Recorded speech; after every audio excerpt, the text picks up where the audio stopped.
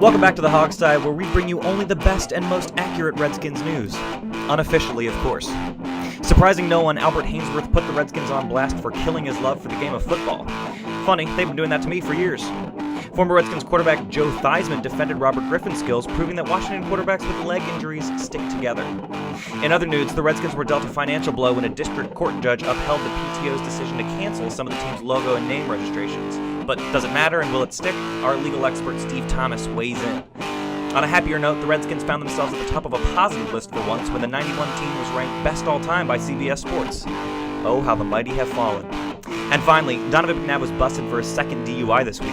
Looks like I'm not the only one driven to alcoholism by the Jay Gruden era. All that plus an expose on the man behind the burgundy curtain, Dan Snyder himself, and a look at outside linebackers. Stick with us because it's all up next right here on the Hogsty.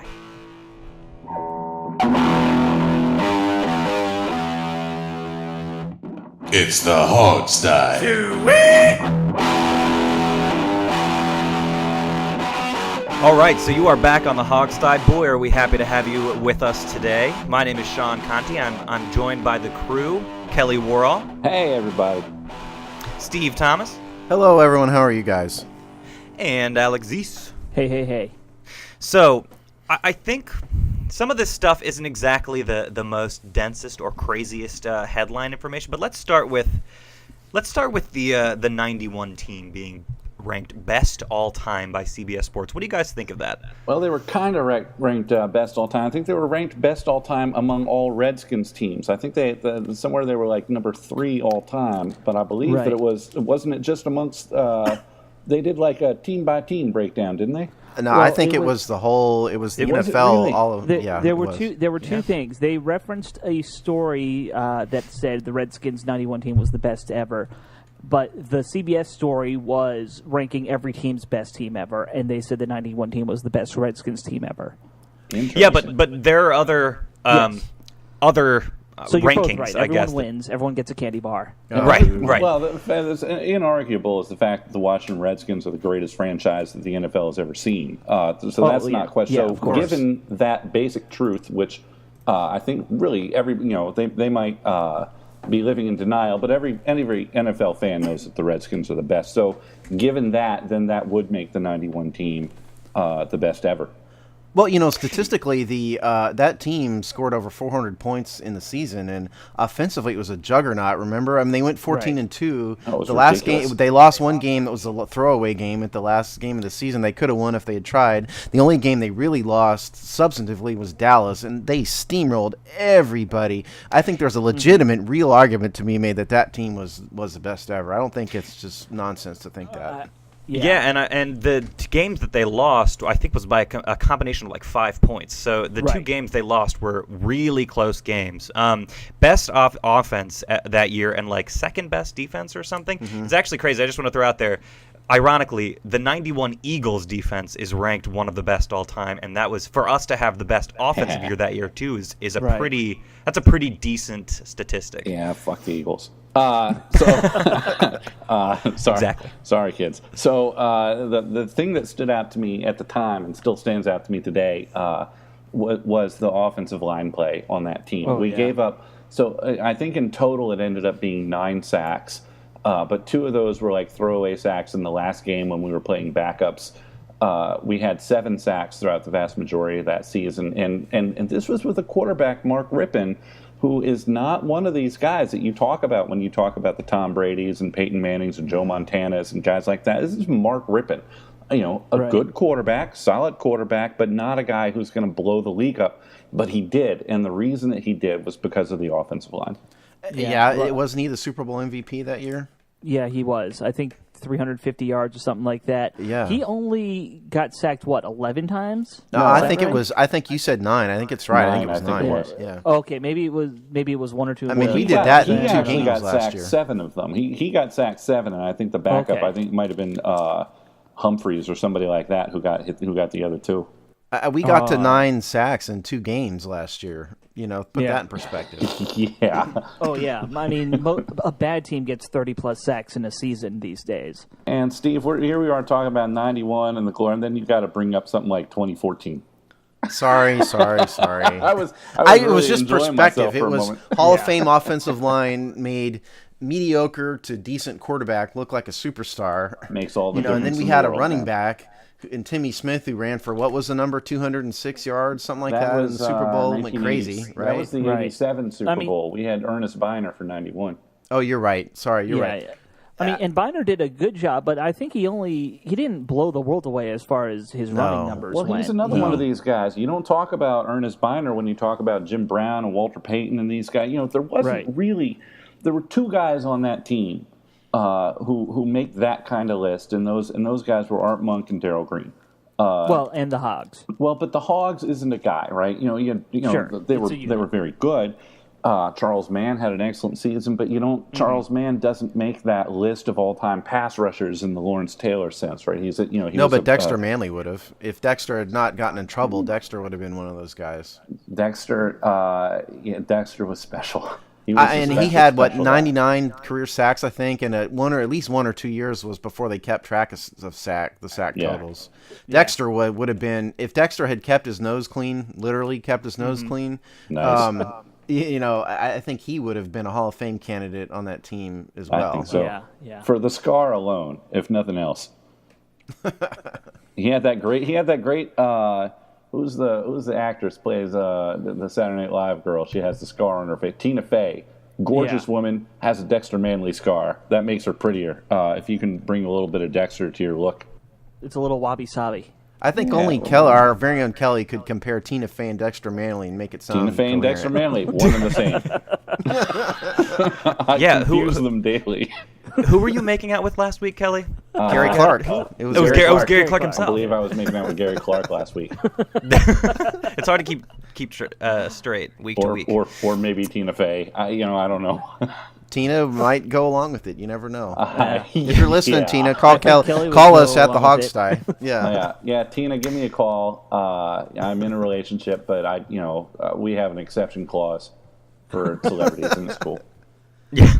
Well, another thing to mention here in the context of the 91 skins, this is something that I was just mentioning to you guys beforehand, but wasn't it nice back then? So, okay, this was actually the 88 skins, but if you think back, like, there was the parade downtown in D.C., Ronald Reagan was there, and he was representing, and everybody was happy.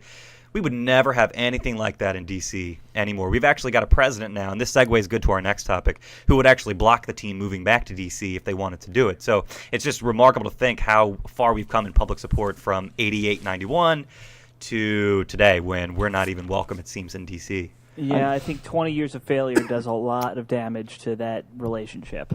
I know that you weren't alive at the time, but it was 87. We won the Super Bowl in 87. But the one that you're probably, but 82 was It was the 88. What's the other?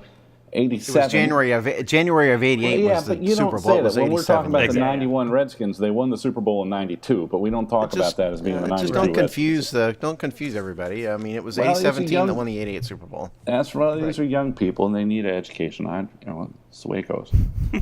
Well, maybe Yeah, the NFL I was- should just organize things and try and get the whole season into a same calendar year. Yeah. That would make things simpler, wouldn't it? The NFL don't want that. They make more money by spreading it out. They don't want that. Yeah. Yeah. Probably true. Well, on that vein, then, Steve, can you tell us anything about this recent decision by the district court judge to uphold the PTO's decision? What's going on there? What's our recourse, and what do you think that the near future is going to hold for this? Okay. And I'm going to simplify the explanation a little bit because we're going to do a name change episode here in the near-term future. So we're just going to kind of stick to what hopefully next happened week, I right think, now. right? Yeah. As a very brief background, this round of litigation is the second round of litigation. The first round goes all the way back to 1992. That ended in 2009. And then this current action was filed basically immediately, right around that exact same time. And what has happened is that Amanda Blackhorse and about 4 other people filed an action with the Patent and Trade Office to cancel the federal registration for the trademarks for the name and the symbol of the Redskins. That is an administrative proceeding. There are 2 levels in the patent office you have to go through. Both of those levels ruled against the team and for Blackhorse, saying that the Redskins name and the symbol were disparaging, essentially, and attempted to cancel the trademark. So what happened last week is that the Redskins several months ago filed a lawsuit in federal district court for the Eastern District of Virginia in Alexandria, challenging the Patent and Trademark Office appellate board opinion. And so that is what we were doing in federal court. What the court did is issued a really long 70-page opinion that, in essence, agreed with the Patent and Trademarks Office's holding that the trademarks were disparaging. It was a complete and total victory for Black Horse and Company. It was a complete and total loss for the Redskins. What is going to happen next is that the Redskins are going to file an appeal with the Court of Appeals, which is the fourth District Court of Appeals, and they will challenge the district court's ruling.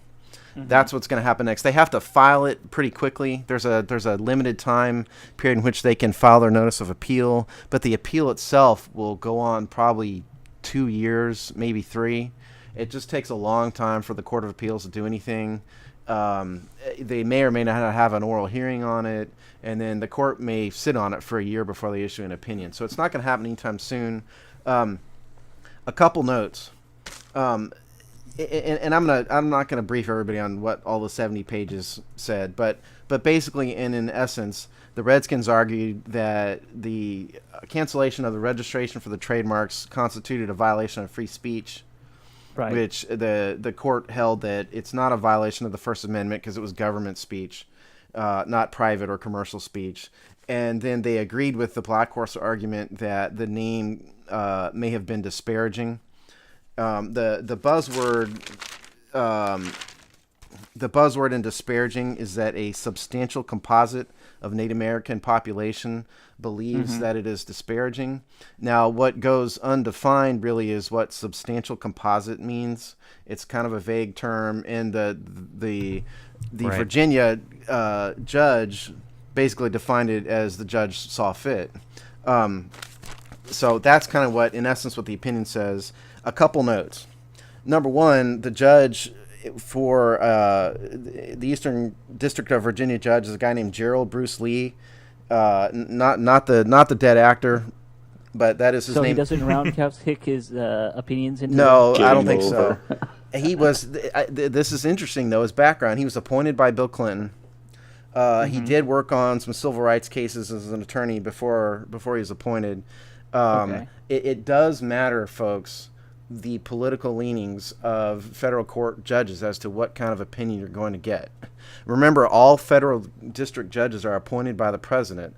And there's some of it, they're all lifetime appointments under the Constitution. So a lot of these guys have been on the bench forever, since, the Reagan era in some cases. This person is the Democrat.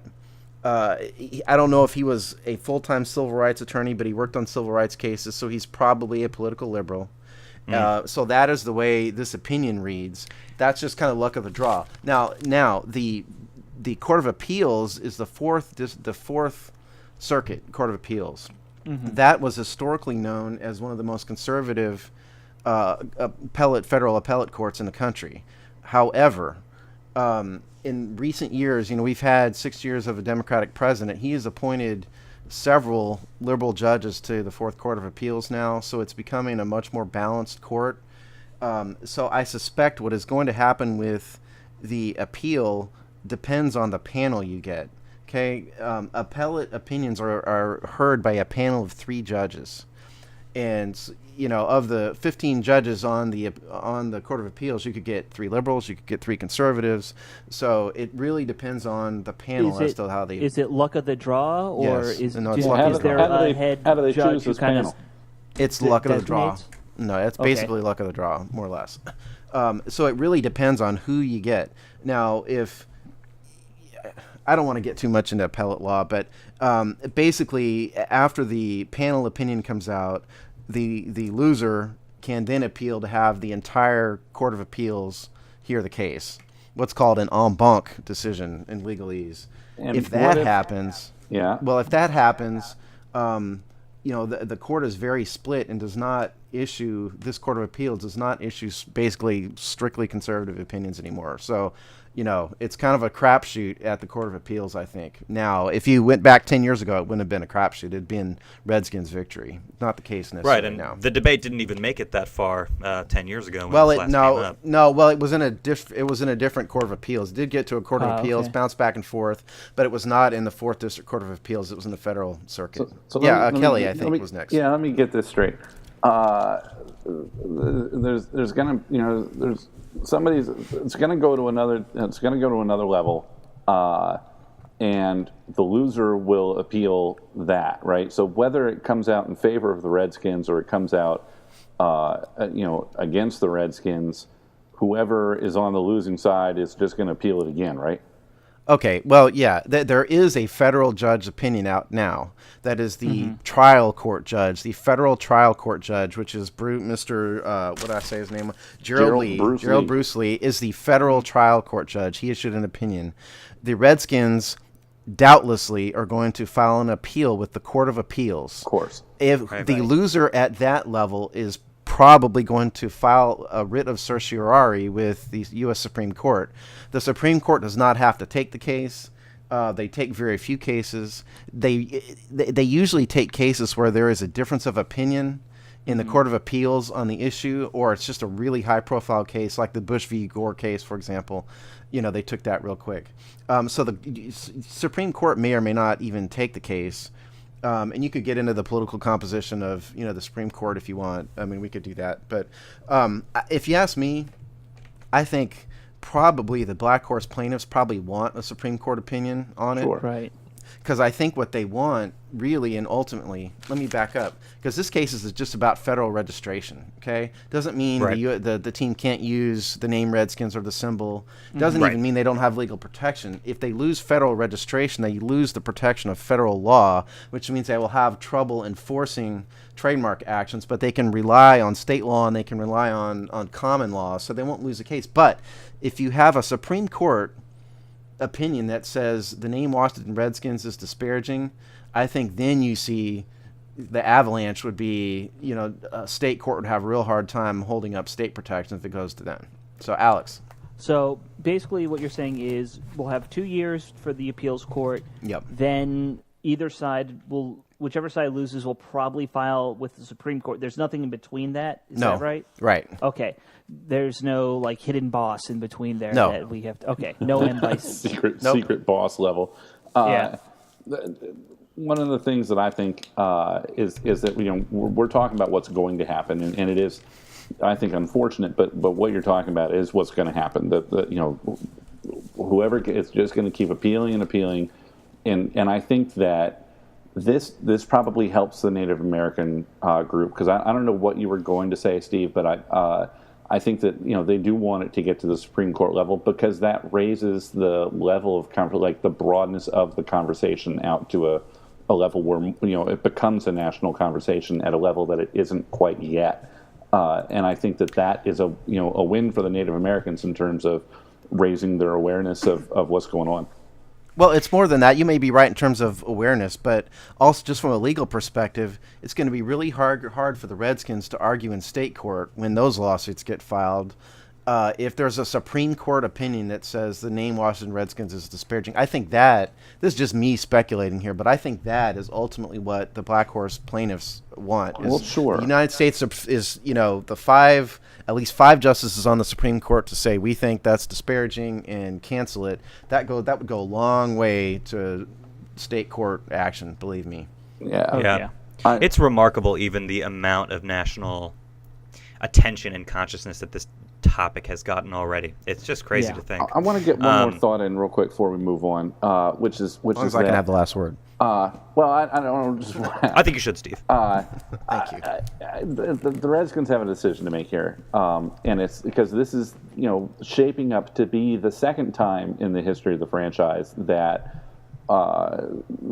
opinions on a social issue or a social topic end up impacting the franchise as a business, and where they can be and where they can't be. And the last time they were clearly on the wrong side of that conversation, and they probably didn't feel like they were at the time. They fought it, and ultimately lost. And that's a mark on the record of the team that has not gone away. It hasn't been scrubbed. People haven't completely forgotten that the Redskins were the last ones to integrate, and that they didn't want to integrate, and that they were ultimately forced to if they wanted to remain in D.C. And so I think they need to think, pretty hard about, do you want to go down that path again if you feel like maybe something is, increasingly looking inevitable? Is that a path that you want to go down a second time now? Hold on a minute. You've got to be kidding me. Are you kidding me?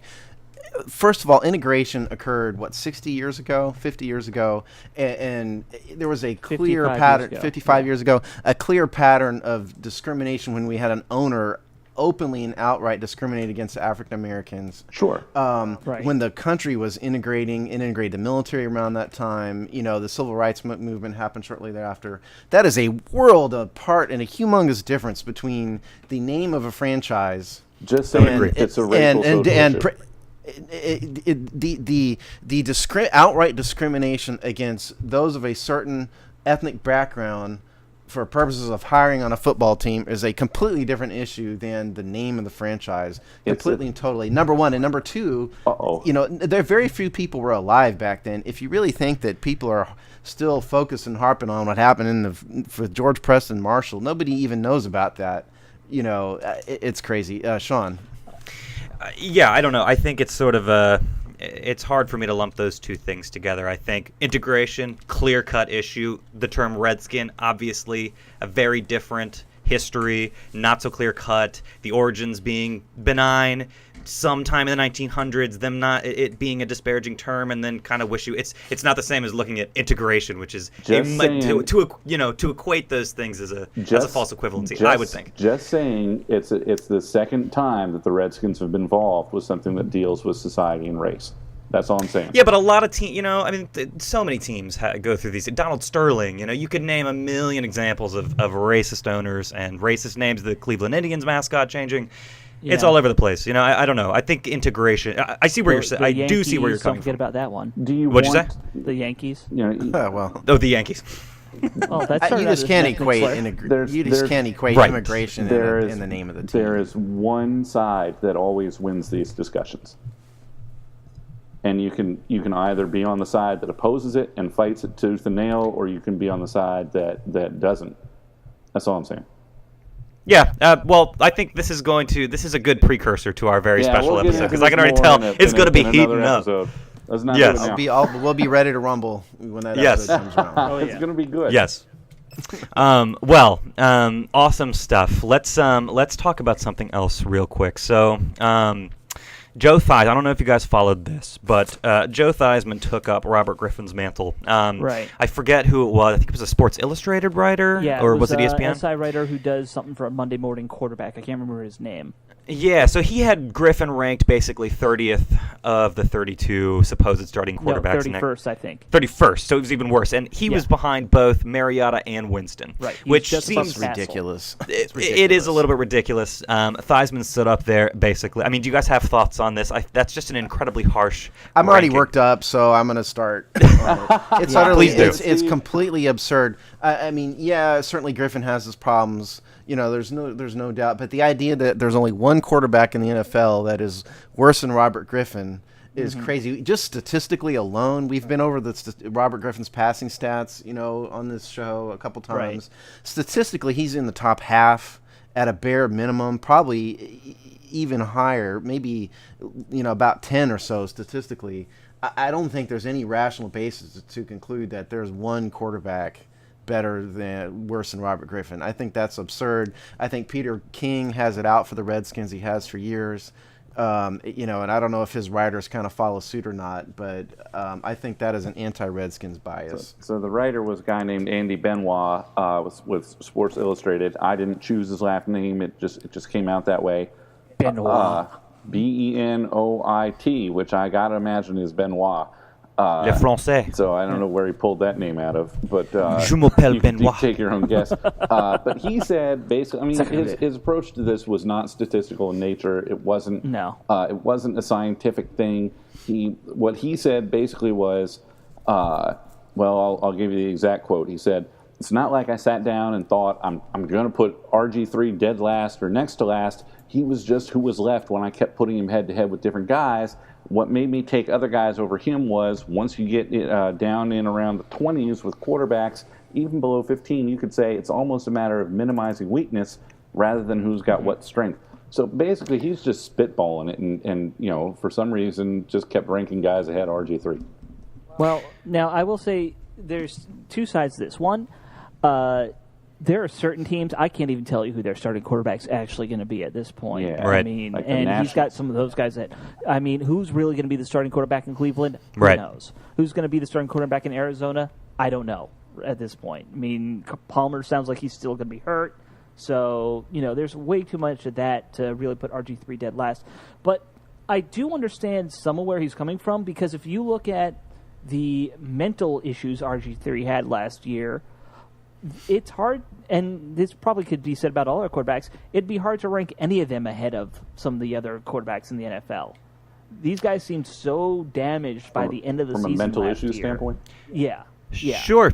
And I would agree with that too, but to put him up against two guys with no NFL tape, basically, and say that he is worse than them is just an insane thing to do. But both of them on terrible teams with question marks around their skills. I mean, we all know this was not a strong quarterback class. They went 1-2, but that was probably generous to both of them. It's just sort of crazy to think that you would consider Griffin worse than that. There were two quarterback-needy teams at 1 and 2. Exactly. So Matt Castle is the big winner of the only guy ranked behind Robert Griffin III was Matt Castle with the Bills.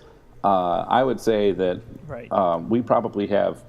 I don't know. It depends on how it works out. I think that Philadelphia is in a horrible position from a quarterback standpoint right now. Oh, yeah. I mean, you kind of said it earlier. Kelly, really. I mean, he didn't do any sort of objective analysis of it. He's just spitballing. He had no He had no strategy for his evaluation of the players. He's just kind of tossing names out there.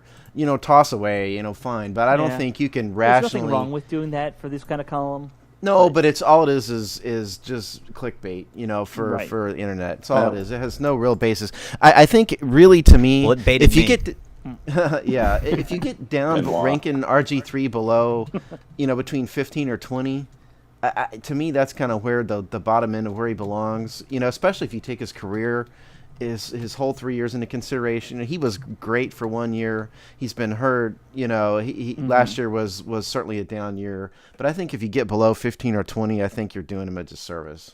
Ranking wise. I agree. I think I put him in that 20 range. He had he showed some promise his first year. He struggled the next year. He was he injured? Was he not? Probably. He continued to struggle this year. In 2014, had a new coach, had a new system. Still didn't have confidence, still didn't have an offensive line. We were talking about the 91 Redskins. We're talking about how the power of that offensive line gave Mark Rippon the opportunity to play above his, what you would expect his ceiling to be.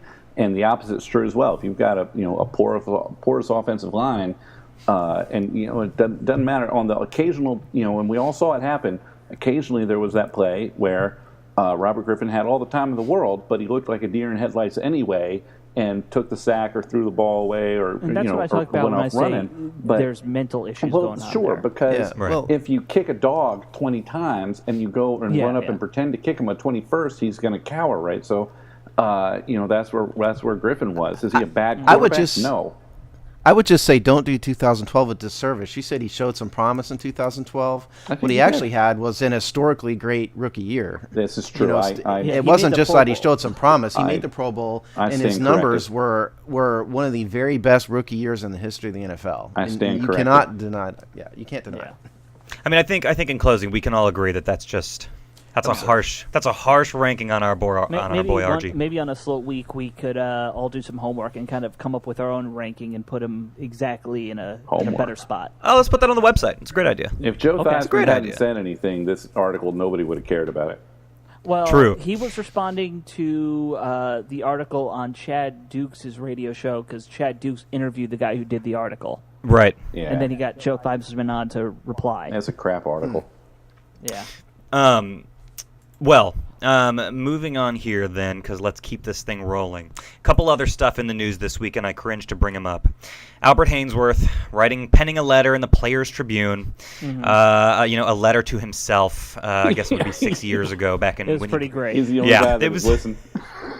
Right, he's the only guy that'd read a letter from himself. He wrote it on the back of a placemat for his restaurant so he can read it while eating burgers. Right. Well, I mean, you can pretty much assume what he said. He put the Redskins on blast. He wrote to himself saying, "You're going to lose your passion for football in Washington. It'll be impossible to get it back. Stay in Tennessee." Tennessee the defensive coordinator at the time, Jim Schwartz, was a mastermind. Stick with him. Shanahan was a huge mistake.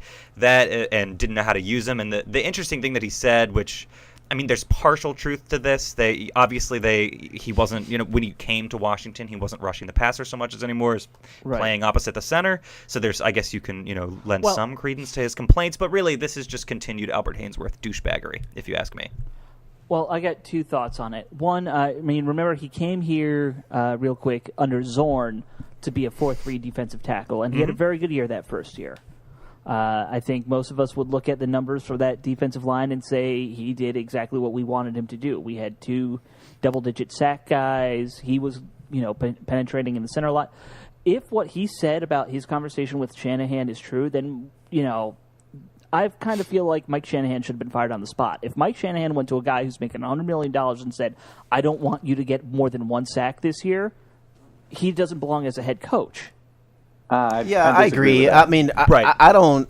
First of all, I don't put any credibility into anything Albert Hainsworth says. Number one, but number two, I mean, he's people I don't trust. Yeah, he's delusional. Yeah. He lacks any ability to take responsibility for what happened. Even when he tried to, he said he lost his passion for football, but it was caused by the Redskins. It wasn't that he stood up like a man and said, "I made $100 million. I screwed up. I sat back on my very big haunches and didn't do anything." That's not what it's what he should have said. Listen, people out there, don't blame other people for your own failures if you are primarily responsible for those failures. Okay, if Mike Shanahan really did say, "We want you to just clog the middle and hold the blocks," what he should have done is saluted smartly and said, "Listen, coach, I think I can do more, but I'll do what you want." Yes, and then sir. he should have gotten with the program. Instead, what he did is we have video of him literally laying on the ground while the offensive linemen run past him. Yeah, that's what we have. So it was Mike Shanahan's fault that he came into the offseason, couldn't run 100 yards. That's all on Shanahan. Right. You know what? If I would actually have no problem if Albert Hainsworth had that conversation with Shanahan. I'd have no problem with him then bringing that up the flagpole to Bruce Allen and saying, "I'm being completely underutilized." No. I disagree with you because it's the coach's prerogative to run the team the way he wants. If he wants Albert Hainsworth to occupy 2 or 3 guys in the middle to allow the edge rushers that they've acquired to go do that, then that's what he's got to do. You can't go up and say, "Hey, my coach doesn't want me to go up the field and get the quarterback. I feel somehow underutilized." No, there's a strategy. You don't get to choose the strategy because you're a player. You're not a coach. You're not a defensive coordinator. You don't get to decide the strategy or how they're going to use you. You just have to do the best job you can. Absolutely. Let the coach know, "Listen, I think this is a mistake. You should probably be using me differently." But then go ahead and do your damn job, Yeah, I agree, Kelly. The other interesting quote he had was, which is kind of true, is, "If you just want me to stand there and grab the center, can't you pay somebody $300K to do that instead of $100 million?" Which is not necessarily a bad argument, I don't think. No. Again, I hate to give this guy any credibility of what he said because he's a douchebag, but he has a point there. I mean, that was a misuse of funds. That's my point, though. If you're going to pay him $100 million, then he shouldn't be playing nose tackle. He should have been at least playing the defensive end position on a 3-4. Oh, I think we all agree with that. Absolutely. But he does not have the right to question Mike Shanahan. Right. He needs to do his job, and it's Mike Shanahan's problem if he's misused. He does not have the right to go complain to Daddy, Bruce Allen, if he doesn't like what the coach has done. That's not the right thing to do. He should have shut up and do his job. That's what he should have done, and maybe he does it. Maybe his agent has that right then. Somebody has the right to kind of question that. No. The coach is in charge. Especially Mike Shanahan is in charge of the football team. He needs to shut up and do what Mike Shanahan tells him to. Now, if Shanahan misused him, that's on Shanahan, and maybe they should have fired him earlier. Because you don't have a superstar as a nose tackle. If you're misusing a superstar, a guy you're paying $100 million, then you don't deserve to be a head coach. That I agree with. Yeah, that's a separate question, but that's a fair point. You know, if you've got a guy like Albert Hainsworth, you know, and your big idea is I'm just going to have him, you know, occupy space, then yeah. Yeah. Well, first off, maybe Shanahan shouldn't have been making that call anyway. Shouldn't that have been Hazlitt's conversation to have with him? Well, I'm sure that Shanahan and Hazlitt have had conversations. You know, we only know what comes out into the media, right? You know, and in this case, we only know what Albert Hainsworth wrote to himself and shared with everybody. Right. Well, Mike Shanahan's not going to tell us the truth. Actually, you'd be surprised. I think I put more credence in what Shanahan says because you know we don't know we don't have any information to say that Shanahan and the things that he said about Griffin and Snyder was a lie either. Right. I don't believe the he lobster got some loose any more lips than I do. I don't believe that Red Lobster any more than I do Albert Hainsworth. Quite honestly, I don't. As bitter. Here's the thing: Shanahan won't say it himself. He'll say it through a proxy at some point. He came out and did like an hour-long radio show, just blasting people. Yeah, but I don't think he'll do that again anytime soon. No, and that's Shanahan's side of the story. He's clearly bitter at the team. There's probably some shred of truth in what he's saying, but it's certainly not completely what he said. We don't need to get into the Griffin thing with Shanahan right now. Right. Let's avoid that. No, sure. Moral of the story: straight up dysfunction from every current player and former player. Steve, we have one other headline I wanted to ask you. Do you have any advice to give Donovan McNabb now dealing with his second DUI? I mean, I know that's not the type of law you do, but hey, you know, get a good criminal attorney because you're going to need it. Yeah. You know, listen. I mean, courts most of the time in most jurisdictions, courts will be a little bit lenient on a first DUI as long as there's not an injury and as long as there's not an accident and there was no money damages involved. And it gets it goes progressively kind of up the totem pole with each DUI you get. I'm not going to sit here and pretend that everybody who has a second DUI goes to jail. You know, I've seen fourth or fifth DUIs and people are still avoiding prison, you know, in a jurisdiction or two that I've been involved in. I think probably he's going to avoid serious repercussions out of it in terms of prison time. I don't think that's going to happen. He'll cut a deal. He may have to spend a few days in the pokey, you know, maybe. I think he did one day his first time. Yeah, it's not going to be much worse than that, I don't think. I've got a little bit of advice for Donovan McNabb, and that advice goes like this. That there was the sound of me opening up a Coke Zero, Donovan. And there comes a time at which you've got to recognize that, just drinking alcohol isn't something that you handle very well. Some people can, some people can't. You know, maybe you need to take a look at that.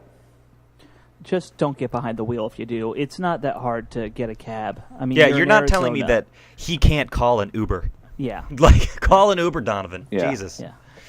You know, but sometimes, and I can relate to this, sometimes you get to drinking and you're enjoying the drinking. You don't want the drinking to stop, so you just drink more. And maybe when you make that decision, you're thinking, I'm getting a cab. But what you don't realize at that time is that your ability to make good decisions is going to deteriorate over the course of the evening.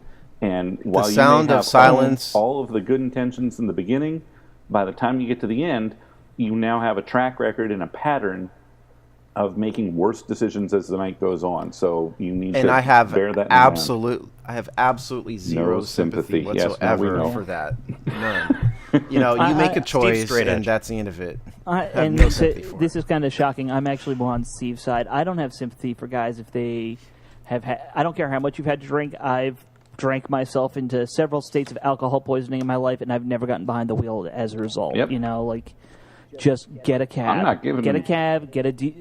You know what? Call somebody up at 2 a.m. and say, "Hey, I need you to drive me somewhere," or fall asleep in the back of your car. People do shit at the bar. Like fall asleep at the bar. I'm not. I don't have any sympathy for the guy either. I'm not trying to, give the guy an excuse or make a pass for him. I just think he needs to stop and recognize that he doesn't drink the same way other people drink, and that he needs to alter his behavior as a result. And just to be clear, in terms of the legal repercussions, I have not studied Arizona criminal law. I don't know if there's some kind of mandatory sentencing thing for a second DUI. I have no idea.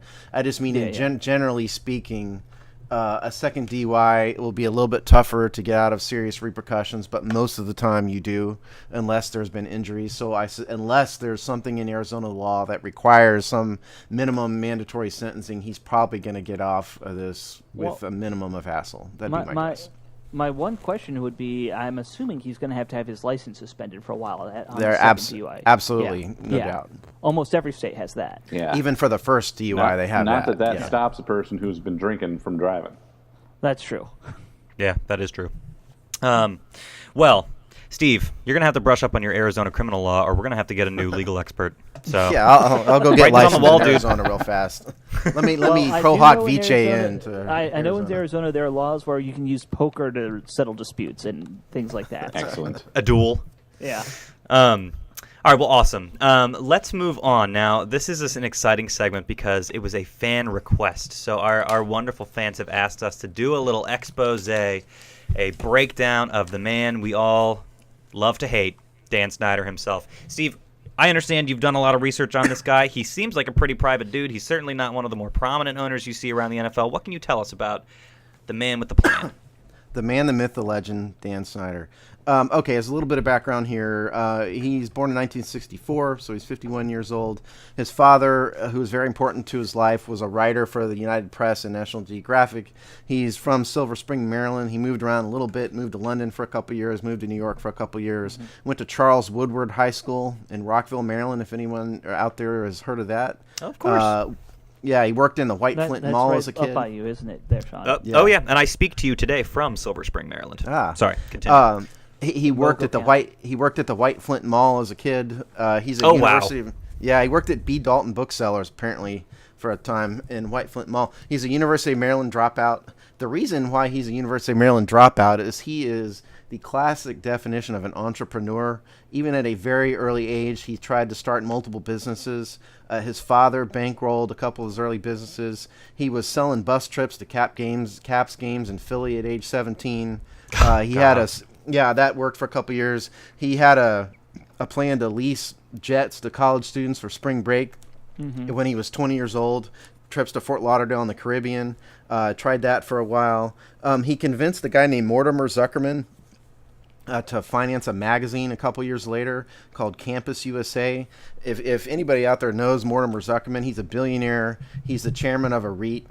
He sounds like a billionaire. Yeah, well, and a REIT is a REIT is a real estate investment trust, is what it is. Zuckerman has bankrolled him a couple times since. But where it really began to prosper for him is in 1989. He and his sister Michelle founded a company called Snyder Communications. Started out as a wallboard advertisement company. You see advertisements on walls in airports, that kind of thing. He did that for a while. What it became, though, was a giant multi-billion-dollar telemarketing company. And if you had a mailbox, an email address, or a telephone between 1989 and about the year 2000, chances are Daniel Snyder has spammed you. He's that guy. Because I'm not. Yeah, shocked. he is. Probably that during dinner. He actually invented the Prince from Nigeria scam. Thanks, dude. I don't know about that. But there was a massive amount of growth in the 90s with this company. They swallowed up and acquired several different telemarketing companies to the tune of hundreds of millions of dollars. By the end of it all, it was a 12,000 employee company with $1 billion in annual revenue. It had a bunch of different market segments: medical, pharmaceutical, all sorts of other things. His primary investors in it back then, Mortimer Zuckerman again. Remember some of these names because they come up later. Fran Drasner, a guy named Barry Diller, a guy named Robert Puffkin, who was a Democratic politician. There was an IPO, which is initial public offering in 1996, raised $130 million. He actually was the youngest CEO of a company traded on the New York Stock Exchange ever at the time, at age, I think he was 32. Youngest ever. He sold the company in 2000 for the tidy sum of $2 billion. Woo, boy. Yeah, and that wasn't all pure profit to him. He has other investors and so forth. But $2 billion transaction.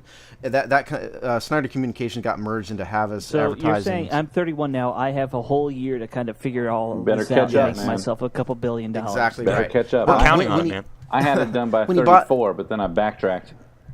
Yeah, there you go. When he bought the Redskins in 1999, we all know that story, $800 million transaction.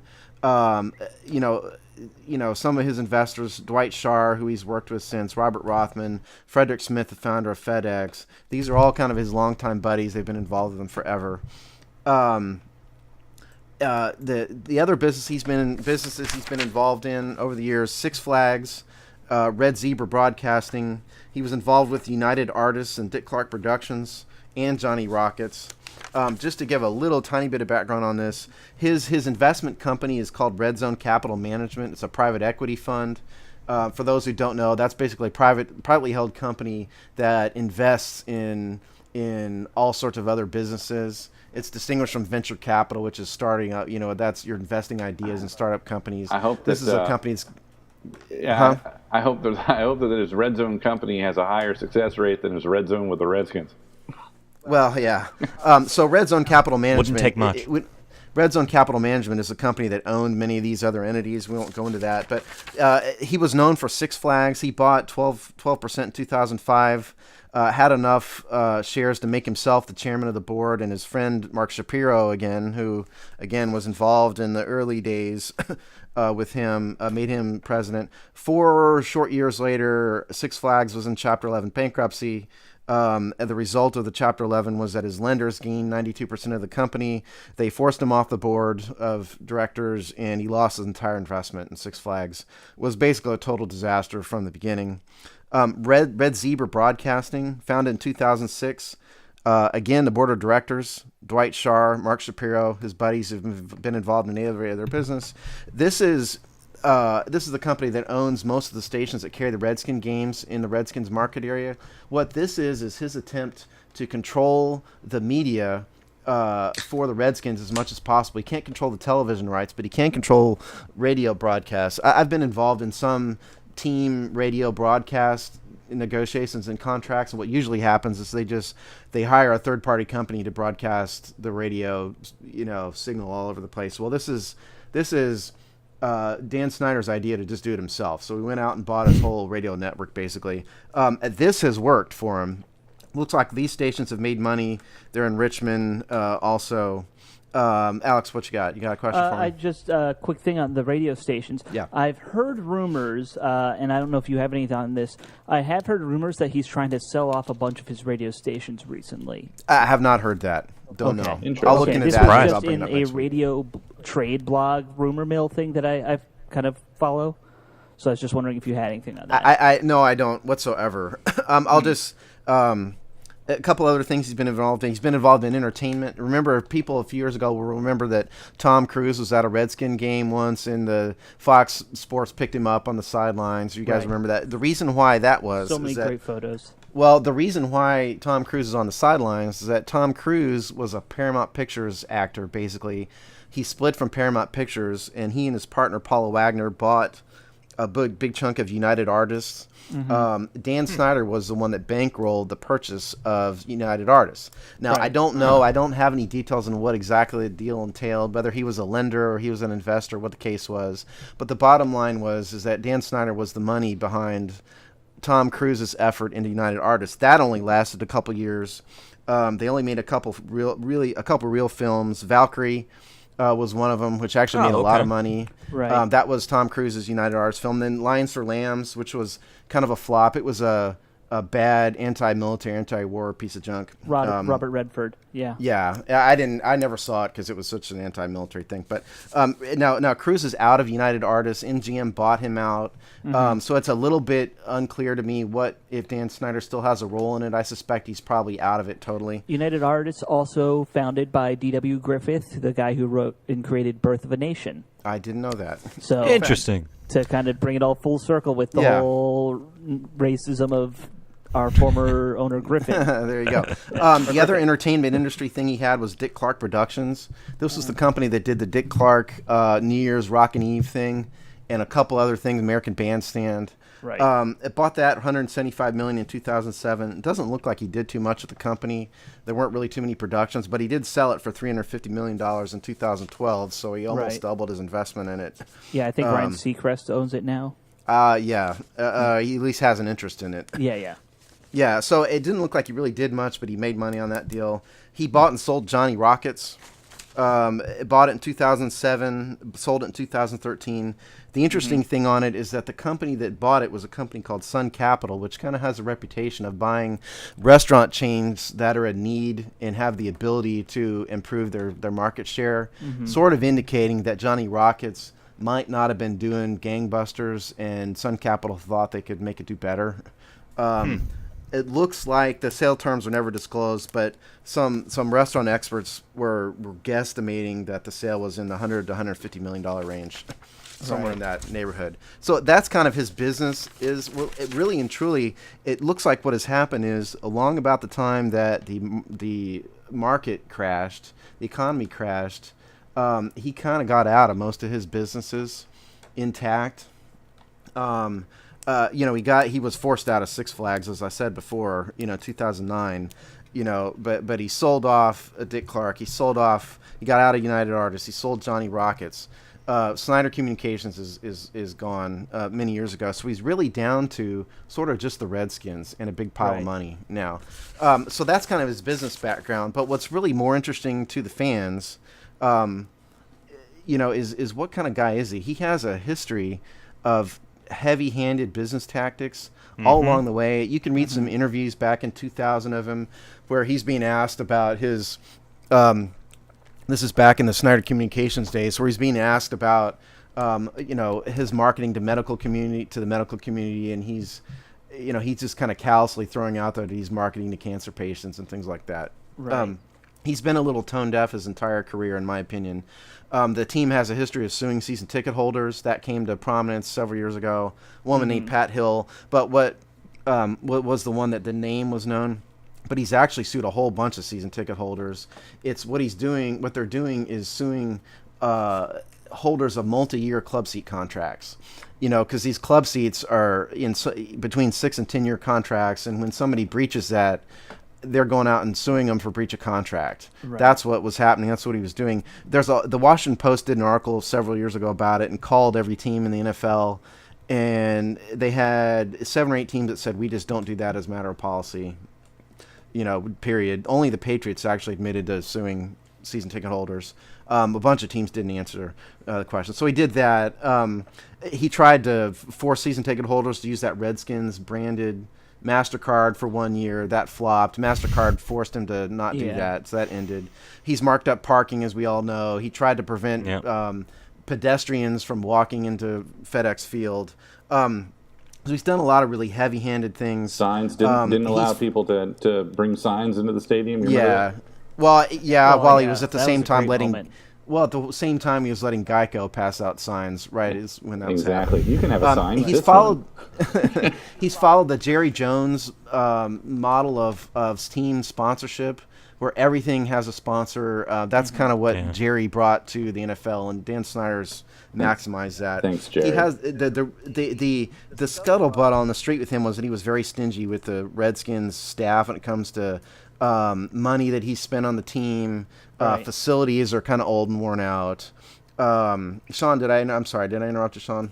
Oh, no, not at all. I was just going to ask you, when you say all the sponsors, are you talking about when you hear like the official window supplier of the Redskins? The Redskins have an official everything for everything. They really do. It's like the McDonald's scoreboard sponsored by Coca-Cola kind of thing. The teams didn't used to do that. Jerry Jones is the one who really started that, and Dan Snyder.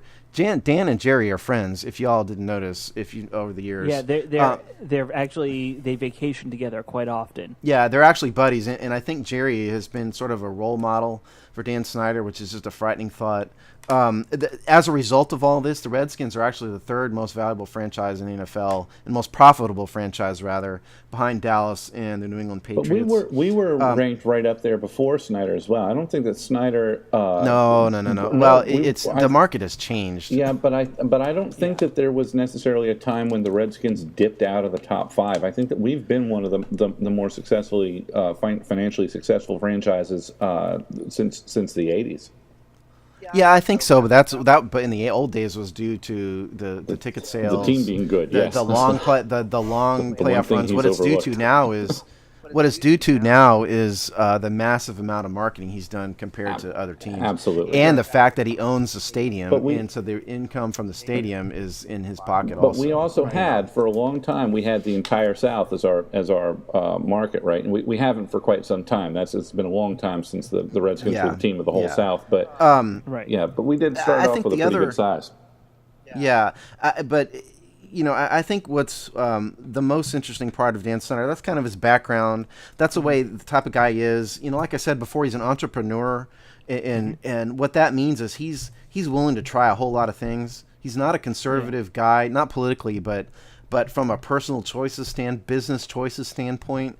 He's willing to take a lot of risk. He always has. Even from if you're 22 and you convince Mortimer Zuckerman to finance a magazine for you, that means you have a lot. You have a lot of guts. He's never had he's never been employed by an employer. He's never had a job. He's been an entrepreneur on his own his entire life. From that respect, you have to admire that part about him, because there's very few people would take the chances that he did. His father has encouraged him the entire time. He's had a very close relationship with his father his entire life. He's a lot of what he has done was to attempt to present his father with a Super Bowl, that he and his dad kind of guided the team to. He's talked about that in an interview a little bit. But where all this kind of goes with his business tactics, it is bled over into his team management, I think. Even all the way back to the beginning, he's been accused of playing fantasy football. Brad Johnson, our former quarterback, openly accused Snyder of making quarterback decisions. Our interim coach Terry Robisky flat out told everybody in an interview that he consulted with the owner when it came to the choice between Jeff George and Brad Johnson. Mike Shanahan most recently indirectly accused him of being behind all of the Robert Griffin III issues. I think we don't know what's happened, in his office at Redskins Park, but I think it's safe to say that Vinny Serrato was a yes man, who Dan certainly was guiding the team through Vinny Serrato to one extent or another. I think it's certainly fair to say that Deion Sanders, Bruce Smith, all those early guys were a result of Dan Snyder. Just his excitement in owning a team in the early days was behind all that stuff. It's interesting to me that he has a lot more time now because he doesn't have all these other business interests, but he's backed off a lot more, at least in public. I think he's matured a little bit. He's failed over and over again with the Redskins. So I think it's fair to say that he still has a significant say in football operations, but not nearly as much as he did. I think that's kind of where I sort of end up with this in terms of Snyder and the team. What do y'all think? Well, I got to say that I think he has backed off. And the fact that we have not just Vinny Serrato in the front office these days, but we have Bruce Allen and Scott McLuhan. I almost said Scott Campbell. But you have two guys there, one who's dealing with the business side and one guy's dealing with the whole, personnel side. I really think that is a good sign that he's backing off, and he is probably hanging out with Bruce a lot and saying, I want us to wear these gold pants this year, and that was probably, him being involved in those kind of decisions. That's fine. If Dan Snyder wants to take more seats out of FedEx Field and somehow put a dome on it, which is my theory as to what's going on there, but he can do all that kind of stuff he wants, as long as he stays off of the X's and O's and the team building aspect. Yeah, I would agree. Steve, I wanted to ask you this. So you mentioned this when you talked about his willingness to take risks in business. Right. I got to say, in all your research, does it really seem like he is taking risks and innovating these businesses, or is he one of these guys that's kind of acquiring businesses that are on the upswing and then he sells them and he's kind of accumulated his money that way? I mean, is he really that innovative and great of a businessman? I mean, he's accomplished incredible things. I don't think he's innovative so much. He's had his share of failures here, remember, too. I mean, Six Flags can be characterized as nothing but a failure. What he's done very well is he's convinced other people to believe in him. Which is crazy. He seems so uncharismatic. but he may not be. He may be a force. In a boardroom. We don't know. Yeah. None of us have ever been there with him. I mean, the stories I've always heard is that he walks into a boardroom and he's the biggest asshole in the room, and that impresses people. Well, that may be the case. Anybody who's in their young 20s and can convince a billionaire to hand over millions of dollars. Oh yeah. He's got something going on in terms of business acumen, and it's happened again and again and again. He got Snyder Communications funded without going to banks. Where most people, when you start a little business, you go to a bank, you get a small business loan, you start up a little thing. No, he got his family to invest with him. Then he got a bunch of really super heavy hitters as investors and partners early on, and they all made a ton of money because of him. Now, listen, I mean, we all have opinions about telemarketers. Personally, I think the whole business is a sleazy business. But there can be no doubt, and that's coming from a lawyer. It is. Yeah. I mean, Jesus. well, do we? The idea of collecting data and sharing it, and it just has you kind of have a bad taste. Yeah, it just and he got cited a couple times for slamming. His businesses did. Slamming is when you call somebody and you don't tell them you're going to change their phone service. They say the wrong thing and it happens, and they don't even realize it. He got cited a couple times for that, or the company did. So he clearly has, whether it's personality or whether it's business acumen or what, he's convinced a lot of people to believe in him for a long time. The Redskins team he bought for $800 million. $495 million was debt. But a lot of that wasn't banks. It was private equity firms and things like that. He sold 35% of the team in 2003 to his buddies, again, to raise a couple $100 million. That tells me, or more than that, almost $500 million. Those guys believe in him, and they've believed in him since he was in his early 20s, and it's 30 years later. He clearly, something about him has caused people to believe in him. And I think the only major failure he's had on his record is Six Flags. Johnny Rockets certainly isn't, the next McDonald's or anything, but he made a lot of money at it in the sale.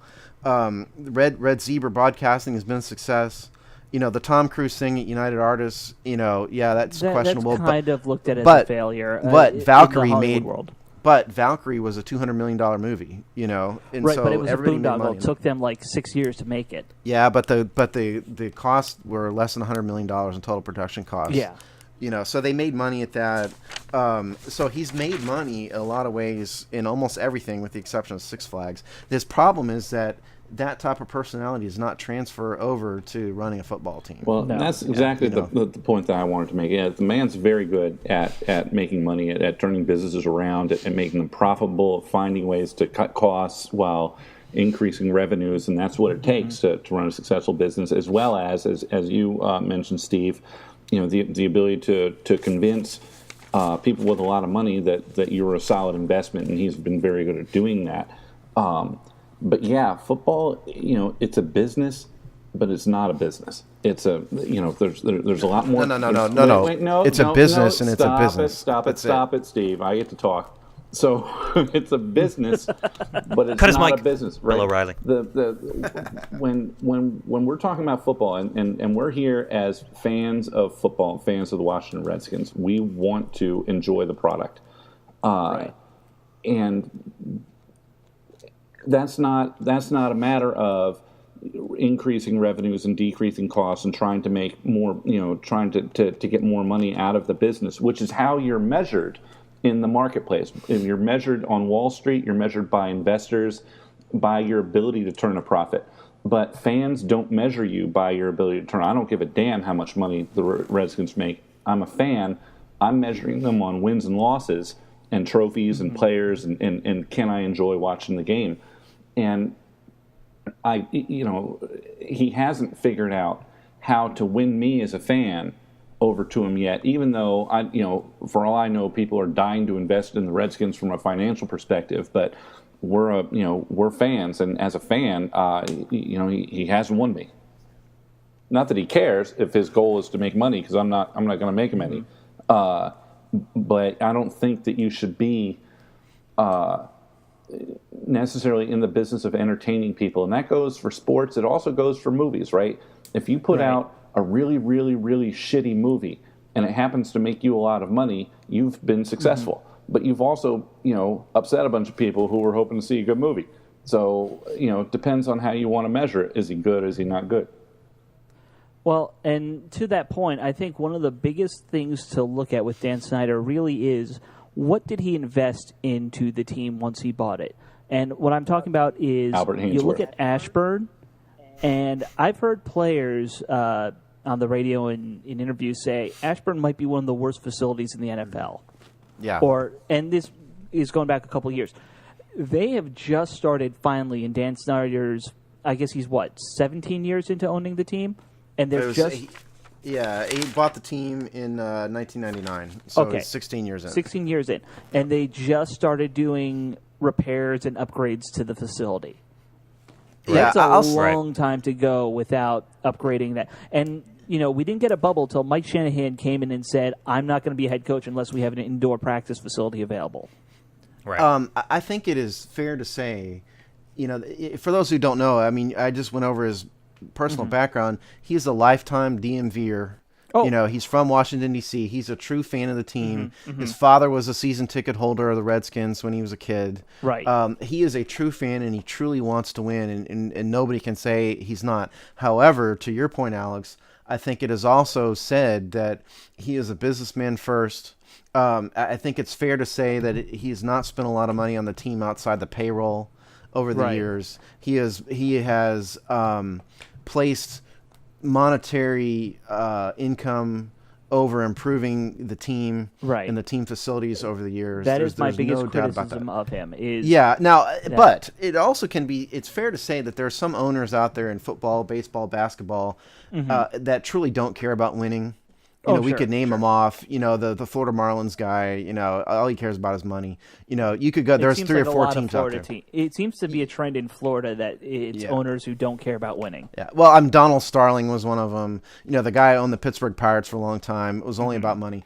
Dan Snyder's not one of those guys. He does care about winning. He cares about winning less than he cares about making money. Yeah, and I guess that's what I'm saying. That's my big criticism is it took him so long to finally say, oh, our locker rooms in our facility are falling apart. Maybe we should upgrade those. And, every other team in the NFL seems to have a practice facility that's inside for when it rains. Those are expenses. Maybe we should get one of those. It's against his nature to spend money on things he doesn't have to.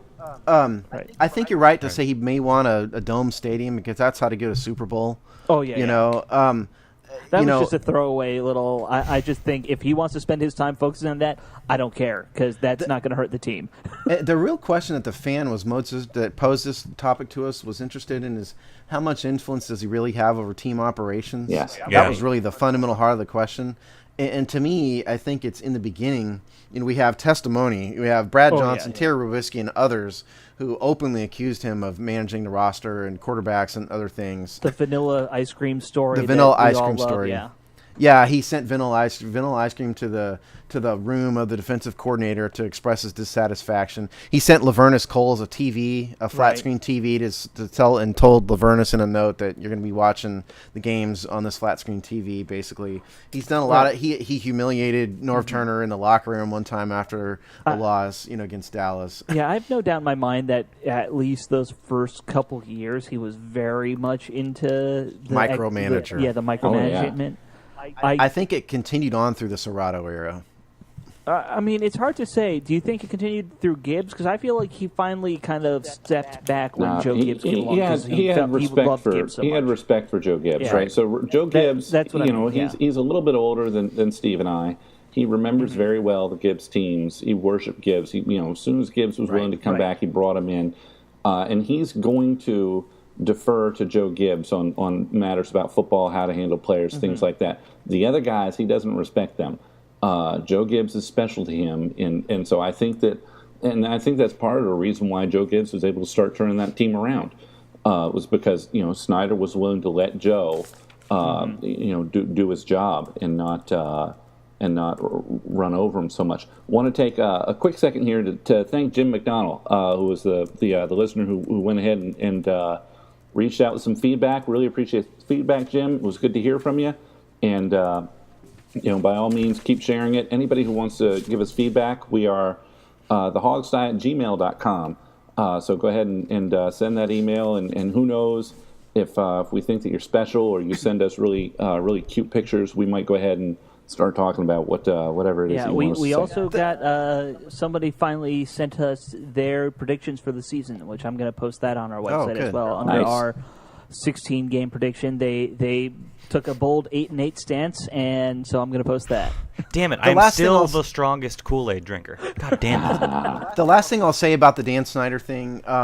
I'm not sure that he has a high standing amongst other owners in the NFL. And this is just me speculating here, okay? The reason I say that is you don't see him associated with a lot of committees amongst owners. He was a chairman of the Digital Media Committee a few years ago. Right. Not that important a committee. He's not on the competition committee. He wasn't involved in the negotiations for the CBA. He's never quoted when it comes to NFL decisions. They don't like him. Yeah. I get the feeling that his influence among his other owners is not nearly as much as some of his other fellow owners. I don't know what that means, or they don't like him, or what the situation is, but he does not appear to have. There was always a theory that it was his relationship with the other owners that kind of led to that salary cap hit he took. I mean, when you turn around and your basic premise is, I don't care what you guys think. I'm going to do what I'm going to do, and then if you don't like it, then I'll take it to court. That's not a good way to make friends amongst your coworkers. Yeah. Well, no doubt. And it's hard to know, it really is. Mm-hmm. My experience with NFL teams was that the owner was involved at a certain level. It was always, from the business standpoint, it was pretty high level. Mm-hmm. He wasn't, the owner I was involved in was not a micromanager of the team. They did ask him about high-level player acquisition stuff. They asked his opinion about it, but that was about it. I think Daniel Snyder has significantly more influence or more involvement now than the owner I worked with. And the owner I worked with had a lot of other business interests he was involved in that were in completely other industries. And Snyder, as I just said, has gotten out of all those other industries, so he has a lot more time to dedicate to. Sean, what you got? Just out of curiosity, random question: do we know how rich he is in the context of? Yeah, I can. Yes, immeasurable. 2 years ago, he was valued at, I believe, $1.3 billion. I believe. Okay, a couple so he's years up ago. Well, it's funny you say that though, because given. I have to think his net worth is probably. Well, I think it used to be higher than that. Yeah, because the economy collapsed. Remember? I think that I remember him at one point being about double that. I think that can be said about all billionaires over the past 5 or 6 years, though. And that was 2 years ago. I don't know what Forbes has him now. If somebody wants to look that up real fast, do. But yeah, well, he's certainly not one of the very richest owners. Yeah. Well, and just one thing. I mean, we've been knocking him pretty hard. Let's give him a little credit for some of it. He does a lot of charity work. And I meant to mention that. Yeah. His charities, the Washington Redskins Charitable Foundation, obviously, is one. The Washington Redskins Original Americans Foundation was the charity that the team founded to help Native Americans as their misguided PR effort a year ago. Yeah. Tanya Snyder, his wife, has been involved with a lot of breast cancer charities. She's done good work, and she's involved with she's been involved with the Women of Washington. They kind of were pioneers in that whole Pink October thing that happened. I believe. Right. And he's been involved in other charities too. Right. Certainly, he is. I don't know if you'd call him a philanthropist, but he's certainly done his part as one of the rich guys in the country. Sure. Wow. Well, awesome stuff. Very interesting. That's Dan Snyder for you. I'm sure we'll talk about him plenty of times to come here on the Hogsty. Maybe some cursing. Yeah, let's move on from that. If you're still sticking with us, we sure are happy to have you. And one day when we have T-shirts, maybe we'll give you one. Let's move on to a position group breakdown. Let's look at the outside linebacker situation. And Alex and Kelly, can you walk us through the situation here? The Redskins position group breakdown. So outside linebacker is going to be one of the more interesting position battles that we're looking at in this offseason. We had, for quite some time, we had Brian Orakpo. Brian Orakpo, after a ton of injuries, has moved on. He's gone off to Tennessee. So the Titans are now the new lords of Brian Orakpo. We wish him the best of luck, and I think he was a really good player. But let's look at what we got today. Today we've got one stud outside linebacker by the name of Ryan Kerrigan. He had a breakout year last season, 13.5 sacks.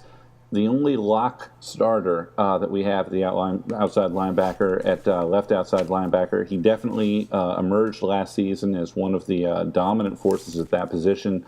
We expect to see the same, hopefully, depending on how, and we go through this every time that we do a positional breakdown. Completely depends on the new defense. We have a whole new staff. He's got all new players in front of him. It's going to be an interesting thing. But let's talk for a second about who's going to be opposite Ryan Kerrigan. Kerrigan is the right outside linebacker, and we have a battle now between Trent Murphy, who came in when Arakpo went down last season. He had I think we could all say, a good season for a rookie, not a kind of standout, blow-up, explosive sort of year that you're looking for. But for a second-round pick, but it's what for you a second-round pick, he played the run very well, held the edge very well, got to the quarterback a few times, and ultimately, he's the guy that allowed Ryan Kerrigan to get 13.5 sacks, and him and the rest of the D-line. And Trent's going to be going up against our new second-round pick, Preston Smith, who is essentially Trent Murphy, but a little bit bigger, has a little bit more speed. He's known for being a disruptive pass rusher when he was at Mississippi State. I think he got 9 sacks in his last season there. They're both big players. We know that Scott McCloughan likes big players. I think that's part of the reason why you get a Preston Smith. He played D-end in college, 6'5", 271. That's not a small guy to be playing outside linebacker. That's actually a little bit oversized for a traditional 3-4 outside linebacker, I think. It's a little bit oversized I think you're looking for a guy. I think you're usually looking for guys about 10, 15 pounds lighter to play outside linebacker, but these are both monsters of men. Yeah, Sean. Everybody was saying that battle between those two is the biggest one coming out of OTAs. Sure sounding like it, yeah. Defense, it's going to be a break to the finish when training camp starts up. That will be interesting. Could go down to preseason. Yeah. Hey, that's not a bad thing for us. Preston Smith, 134 tackles in college, 16 sacks. Trent Murphy did not have that level of sacks, Right, he only had 2.5 sacks very good last in year. college. He was he had a tendency to get sacks in college. I said it actually backwards. Murphy had a lot more sacks was the than sack Smith leader in had. college, is my point. Yeah, he was. Smith had a handful of sacks, but he was not known as a tremendous pass rusher. No. Right. Did you go over Kerrigan's career stats, by the way? I haven't talked about his career stats, but if you've got them, let's hear them. 247 tackles, 38 sacks, 2 interceptions, 15 forced fumbles. He was a tight end in high school. 31 bench press reps at the combine, which is pretty good for a linebacker. He's sort of his career has been kind of a 55 to 65 tackles a year sort of range guy so far. His number of sacks last year was an outlier. He had 13.5 sacks. His other years, he's been in the 7 to 8 range. Yeah. So we'll see if that continues. The one fact that stood out, 2 facts stood out about Trent Murphy statistically to me. He only did 19 bench press reps at the combine. That's not that good. Weak sauce. Yeah, he's got humongous hands. His hands are 11 and an eighth. I don't know if that even matters for an outside linebacker, but that was just so big. Linebacker it was just so huge. I had to mention it. Got trash can lids on the end of his arms. Yeah, really, no kidding. And in terms of Preston Smith, he was all SEC as a senior. He is highly regarded. 134 tackles in college, like I said. I think that's I don't know what's going to happen there. Well, it seems like Murphy has the upper hand. Murphy's got the edge because he's got the year in the NFL, and he showed that he can hold his own as a starter at that level. Not necessarily, again, not a standout kind of guy, but he also didn't screw up a whole ton, which is what you want to see out of a rookie. Well, I'm excited about that whole position group, and I liked Arakpo a lot, but I kind of have a limit as to how many times that guy can get injured that I am going to keep him on a team that I'm supporting, But do you guys I really remember, liked, though? Do you remember? I liked what I saw about Murphy last. Trent Murphy ended up the season on the IR. He fractured a bone in his hand in December. That's true. He ended up on the IR as well. Fractured bone in the hand. He's probably fine now. It won't really impact him. But I think Jackson Jeffcoat was the starter in his place. He did. Jackson Jeffcoat came up in one game. So That actually brings us a little bit to depth here. So so Smith. The nice thing about Preston Smith is that if nothing else, one of those two guys is going to provide pretty quality depth at this, and we're going to see some packages where Ryan Kerrigan and Trent Murphy and Preston Smith are all on the field at the same time. It'll happen sometimes, probably not a ton. Granted, we'll see we what said they that do. last year when we had Murphy, Arakpo, and Kerrigan, and we were like, that'll be a we never did blitz see package. that. But then we got rid of Hazlitt. Thank Probably God. Hazlitt's fault, exactly. So at any rate, we have that's an option that they can hit. So backing up, one of those guys is going to be a backup, and then we're going to have another backup. And a lot of teams, in the 3-4, a lot of teams will keep 4 outside linebackers. There's some possibility we keep 5 if the 5th guy has got special teams ability and can contribute in other ways, or has the ability to shift to inside linebacker. But the 2 guys, so we've got our starting 3, right? We have Murphy, Kerrigan, and Smith. The battle, which is another interesting battle, though not as high profile, is going to be between Gervardo Williams and Jackson Jeffcoat. Now Jeffcoat did come in when Murphy went down and finished out the year for us and did well. I think he notched a sack and a half. I think he played well enough. He got an interception, if I remember correctly. He played well. Trevardo Williams is one of these guys. He came in. Trevardo Williams was a 4th-round pick out of Connecticut by the Houston Texans in 2013. He stayed 1 year with the Texans, got cut the following preseason. The next day, the Cardinals picked him up. They let go of him less than a week later. And then in September, Colts signed him to the practice squad, let go of him in November, and the Redskins picked him up in December and then promoted him to the active roster. So he's one of these guys. He's a journeyman in his 2nd year in the NFL, right? He's bounced around up to 4 teams. I don't really see Trevardo Williams. I think that if he was going to catch on, somebody would have recognized that by now and picked him up. The big difference, and I'll get to you in a second, Steve, the big difference between Trevardo Williams and Jackson Jeffcoat, Jeffcoat is a mountain. He's he's not as big as Preston Smith, right? Preston Smith is huge. But Jackson's 6'3", 247, he's got 10 pounds and 2 inches on Williams, and I think that McLuhan likes these bigger guys. And Jackson Jeffcoat didn't humiliate himself on the field last season when he got on there. So I think that speaks well for him. What do you think, Steve? That's our threshold this year. Well, yeah, about Trevardo Williams, and we also talked about him as an inside linebacker candidate last week because of his size. He may be one of these guys that can kind of do everything a little bit, but nothing great. Utility infielder. Yeah, exactly. Jeffcoat, of course, is the son of Jim Jeffcoat, who was the Dallas Cowboy player for a long time. He was actually really highly recruited. He was a 5-star recruit out of high school. So he had a lot of potential. He did well in college. I liked him a lot last year. That one interception was against Dallas, and that's a good thing. Anytime a guy has a good game against Dallas, all of a sudden every fan wants him back. I miss Santana Moss. So true. Yeah. Prelin's the next coming. Colt McCoy to Santana Moss for the next 5 Colt years. McCoy forever. And his stats last year instantly were, like as you said, 5 tackles, 1 sack. He's another guy who needs help at the bench press. He only did 18 reps at the combine, which is not a lot, for him. Yeah, I didn't say that. I didn't say it.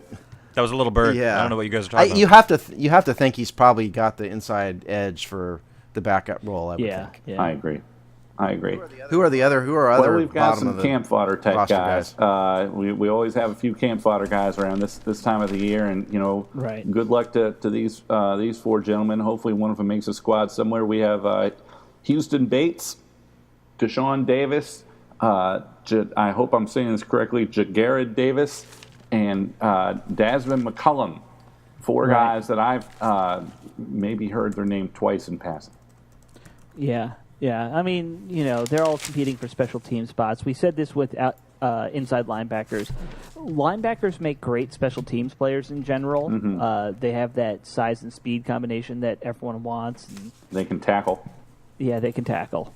So I think, they're all hoping for maybe 1 or 2 spots there on the punt unit, and that's that. Yeah, I think maybe ultimately we get a practice squad guy or 2 out of this, but those guys will be there. I think that we're going to keep 4 outside linebackers. If we keep 5, it's going to be both Williams and Jeffcoat. I don't see any of these guys breaking that. Yeah, your 5th guy is going to be that special teams guy. Are all of those guys that you mentioned, Kelly, free agents, or were because I don't think they were draft picks, were they? I haven't the foggiest idea.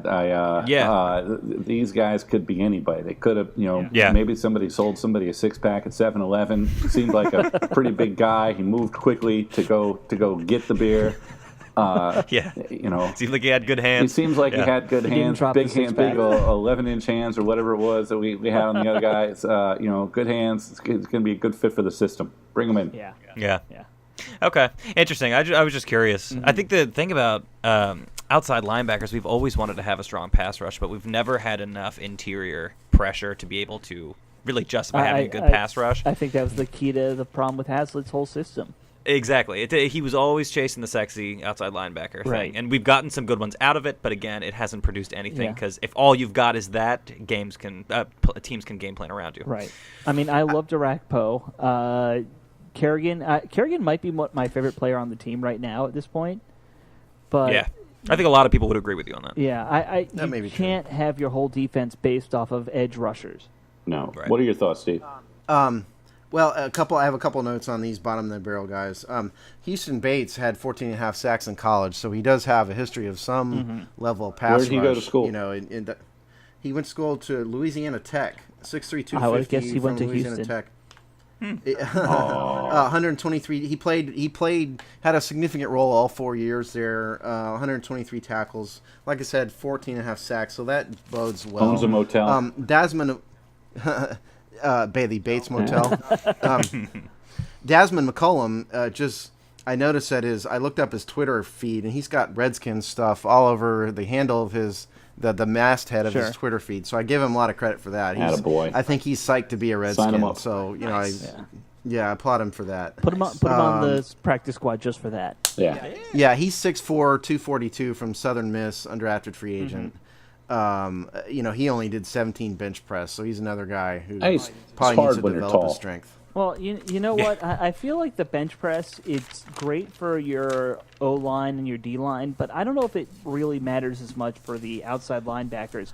Maybe not. Because I feel like for them, when it comes to your arms, it's all about your arm speed and technique and stuff like that. Well, I think it depends. If Roddy was here, he would be able to tell us. But you probably want to have, it's not necessarily the size of your muscles as much as it's the durability. It's how you use it. Arakpo.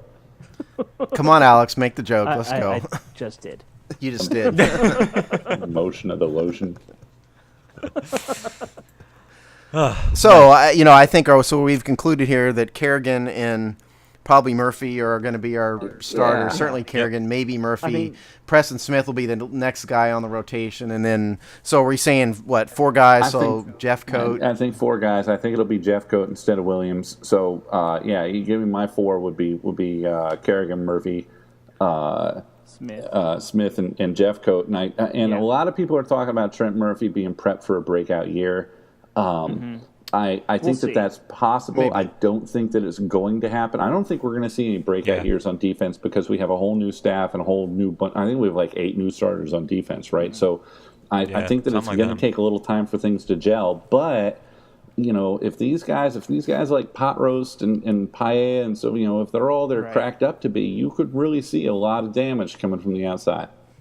I will just say I still think Williams is kind of more of an inside linebacker, so he may catch on there. Maybe. Sorry, Alex. I will say in the interviews I've seen with Murphy, I do like kind of the attitude he has about it. He's very much a blue collar lunch pail guy, which as much as we like having these superstar players, especially at outside linebacker for the past couple of years. I think that blue-collar attitude is something this defense has been missing for a while. I think Kerrigan has that same attitude. I mean, he's high-profile now that he's putting up numbers, but he's always been a worker's worker, that guy. Right. Yeah. Super smart the whole time, but definitely much more of I'm just a cog in the machine and I know it kind of guy. Yeah. Well, we'll see soon enough. We got the end of this month. We got training camp coming up, and some of these positions will probably clarify themselves, so we'll see here. Fingers crossed. Any concluding thoughts on that, guys? As a note, I think we'll all say a prayer for Jason Pierre-Paul's finger. Thank God you brought that up. Yeah. Which was lost in a firework accident. Don't play with fireworks, kids, if you have a multi-million-dollar contract. And there was also a guy in Tampa. He lost 2, so the NFL's 3 fingers short this year. 3 fingers short. Fingers short. Well, and the Jason Pierre-Paul thing may have an effect on the Redskins. Just he also, in addition to losing a finger, he has some pretty severe damage to his thumb. Yeah, he could be out for and a what while. that's what I read is the skin on his thumb has to take some time to recover before he can sweat with it a lot. Oh, wow. So that'll keep him out for a little bit longer. So, with any luck, maybe he will be out. I on don't first know Redskins this game. about his surgery, but I've heard with recent burn unit victims, the skins they're using for skin grafts are coming from circumcisions. So, Oh, delightful. so he might have a scrotum for hands. Lord. Scrotum hands. Oh my God! Are you kidding me? Oh my goodness! Good old scrotum hands, Pierre-Paul.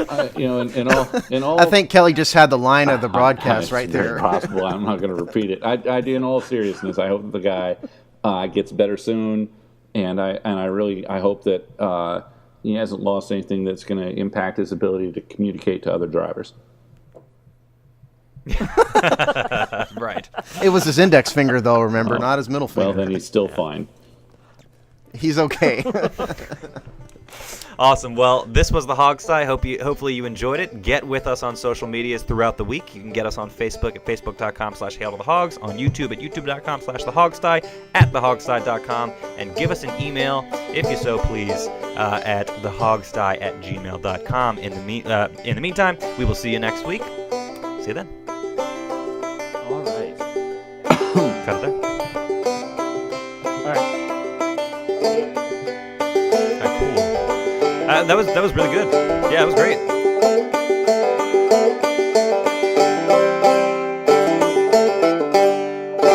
Different kind of hand job.